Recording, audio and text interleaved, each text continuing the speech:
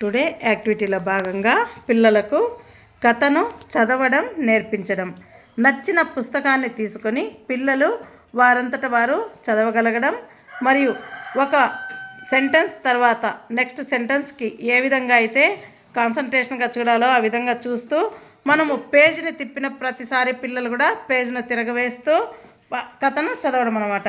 ఇక్కడ కొంతమంది పిల్లలు ఈ విధంగా చేస్తున్నారు. ఇప్పుడు మా కేంద్రంలో చిన్నారులు ఈ యొక్క యాక్టివిటీని చేయబోతున్నారు. ఒకసారి చూద్దాం. ఇప్పుడు మీకు ఒక కథ చెప్తున్నాను, మీరు కూడా కథ నాతో పాటు చెప్పాలన్నమాట. ఓకేనా చిల్డ్రన్? ఒకప్పుడు నీట్గా ఒకేసారిగా అందరూ చెప్పాలి, ఒక్కసారి ఒక్కొక్కటి చెప్పకూడదు. ఒకప్పుడు ఒక అందమైన ఇంట్లో రాఘవ అనే చిన్న బాబు ఉండేవాడు. రాఘవకి బొమ్మ కార్లతో బిల్డింగ్ బ్లాక్స్తో ఆడుకోవడం చాలా ఇష్టం. వాళ్ళ అమ్మ నాన్న రాఘవతో ఎల్లప్పుడూ శరీరాన్ని శుభ్రంగా ఉంచుకోవాలని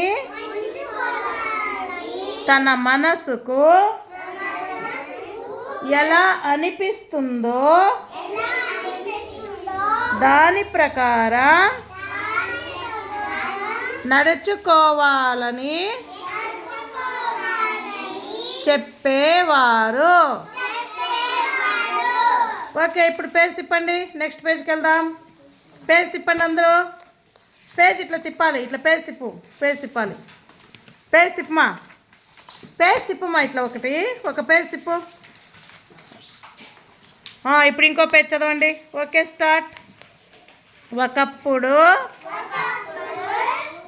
మహాత్మా గాంధీ అనే దయగల మనిషి ఉండేవారు. సమస్యల్లో ఉన్న మన దేశానికి